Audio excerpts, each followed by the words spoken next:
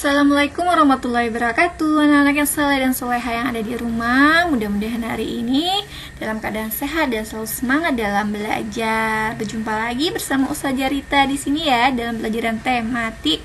Ya, hari ini kita akan belajar tematik tema 4 kewajiban dan hakku, subtema 1 peranku di rumah, pembelajaran 1. Sebelum mulai kita baca basmalah dulu ya.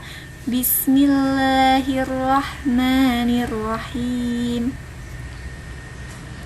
Oke, jadi anak-anak di sini ada teks bacaan yang judulnya Penyesalan Jono ya. Jadi anak-anak bisa baca di rumah ya bukunya ya. Di bukunya ada juga ya.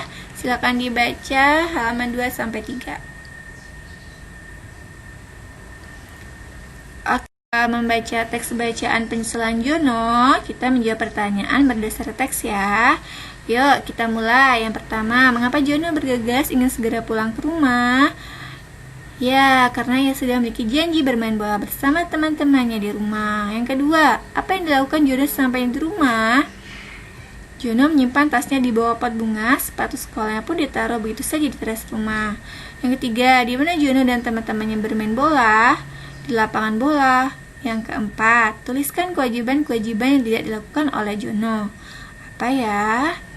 Ya, yang pertama tidak memberitahu ibu saat pulang sekolah. Yang kedua tidak meletakkan sepatu dan tas pada tempatnya.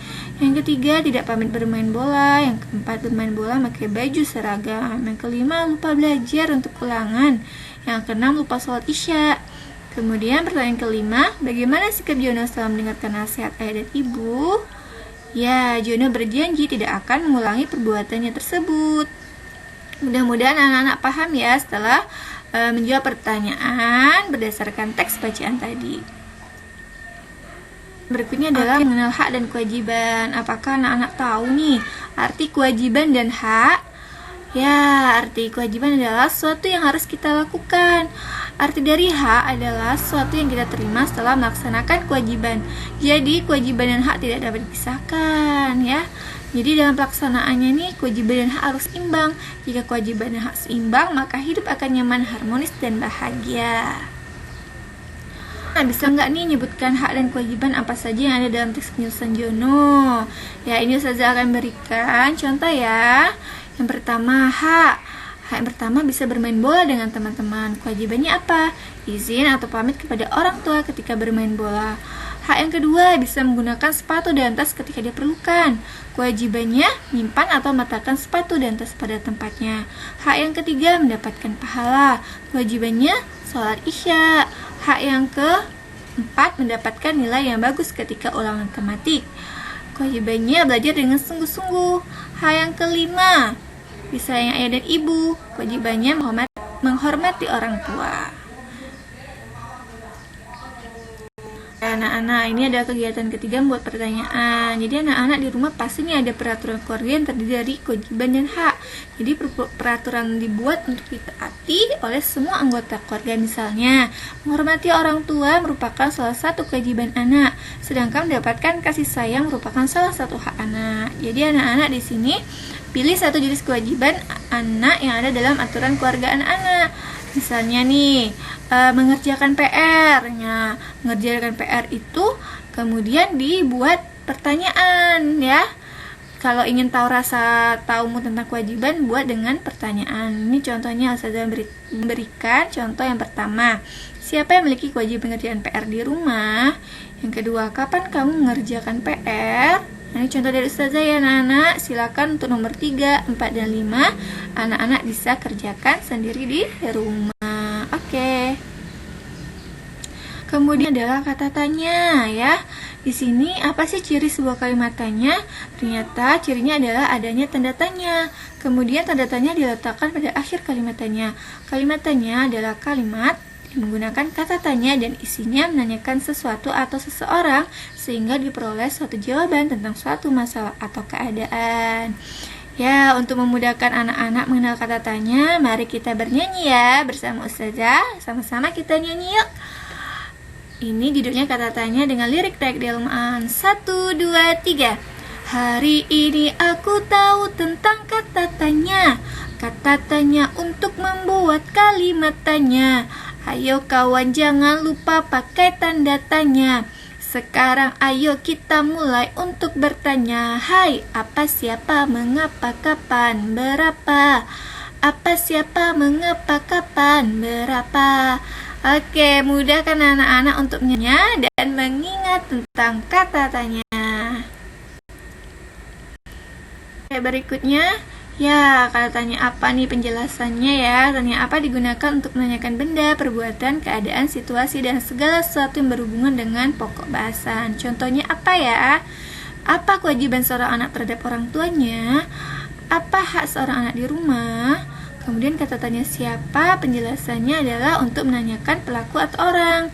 Contohnya, siapa yang memberikan kasih sayang kepada anak? Siapa yang memiliki kewajiban membereskan tempat tidur?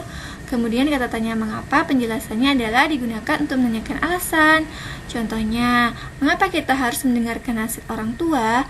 Mengapa Jono takut dimarahi ibu? Kemudian yang keempat, kata tanya berapa, penjelasannya adalah digunakan untuk menanyakan jumlah. Contoh, berapa jumlah kewajiban yang dilalaikan oleh Jono? Berapa harga sepatu Jono yang basah?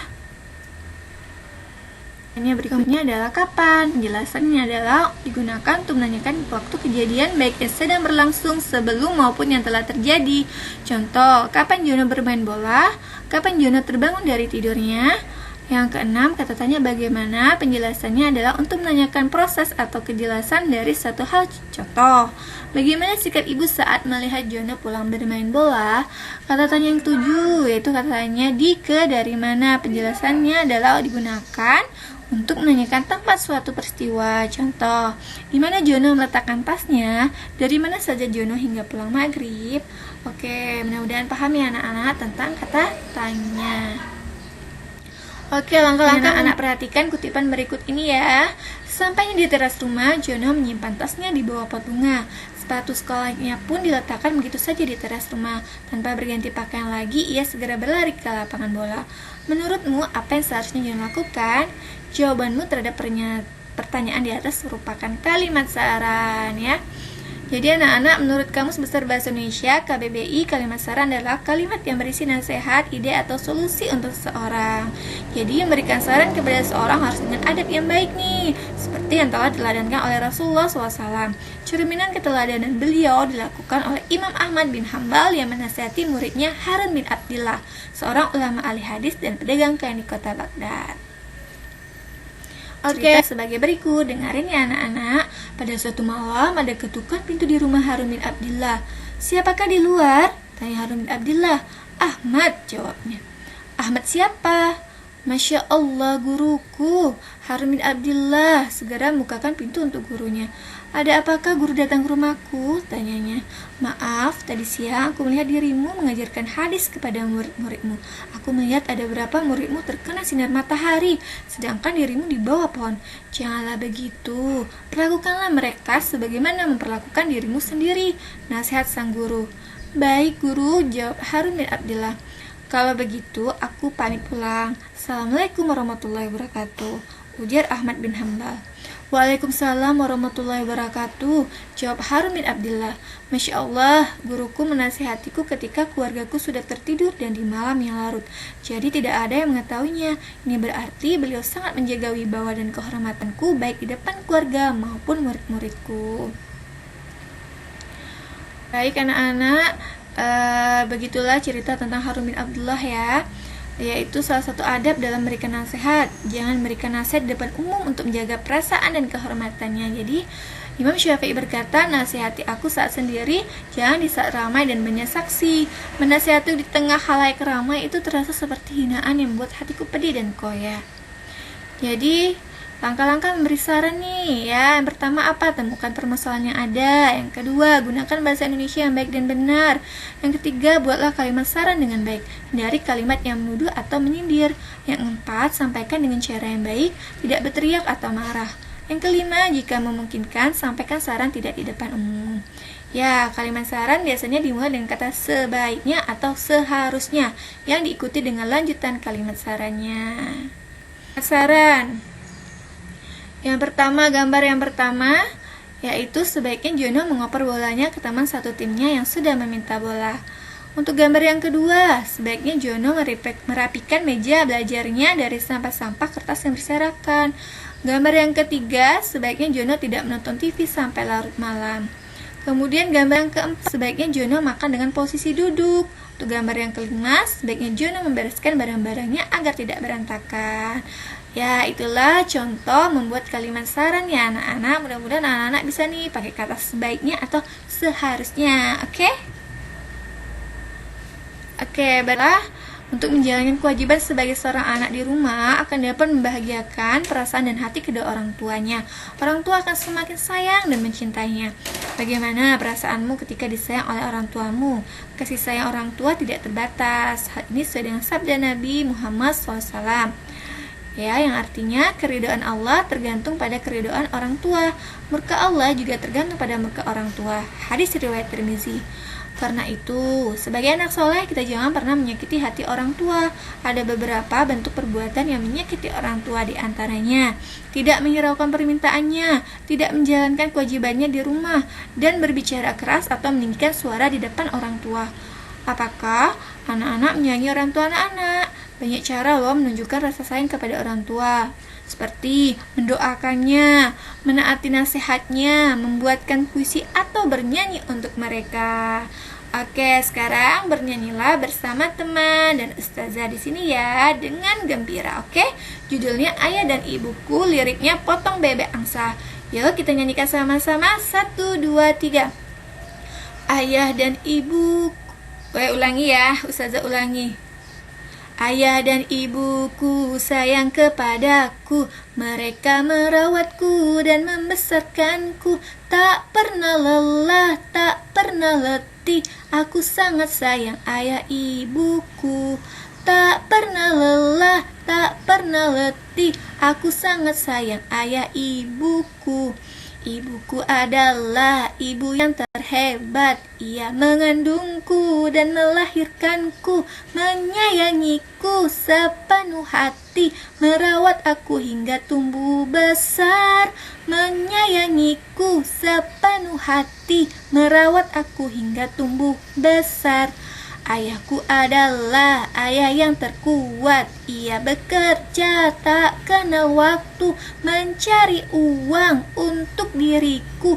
Ayah penuhi kebutuhanku, mencari uang untuk diriku. Ayah penuhi kebutuhanku. Oke, mudah kan anak-anak lagunya? Mudah-mudahan anak-anak bisa nih menyanyikan di rumah ya. Oke, bagaimana perasaannya? Pasti senang, bahagia. Jadi pola irama lagunya sederhana dan teratur. Pola irama apa artinya? Pola irama adalah panjang pendeknya bunyi. Panjang pendeknya bunyi dapat ditentukan oleh ketukan lagu.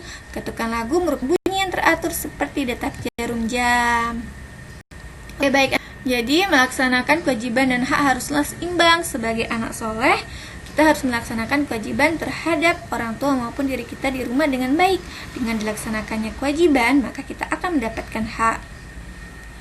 Kemudian Abu Hurairah meriwayatkan bahwa Rasulullah SAW bersabda, jika seorang meninggal dunia, maka terputuslah amalannya kecuali 3 perkara, yaitu sedekah jariyah, ilmu yang bermanfaat, dan doa anak yang soleh. Hadis riwayat Muslim. Salah satu amalan yang tidak terputus adalah doa anak soleh untuk kedua orang tuanya. Jadilah anak soleh agar dapat mendoakan orang tua dan tidak terputus amalannya. Ayo, siapa yang mau jadi anak soleh? Pasti semuanya mau jadi anak soleh. Oke, terima kasih ya anak-anak yang sudah menyimak pembelajaran tematik hari ini bersama Ustazah Rita. Semoga bermanfaat dan menambah ilmu pengetahuan anak-anak. Assalamualaikum warahmatullahi wabarakatuh.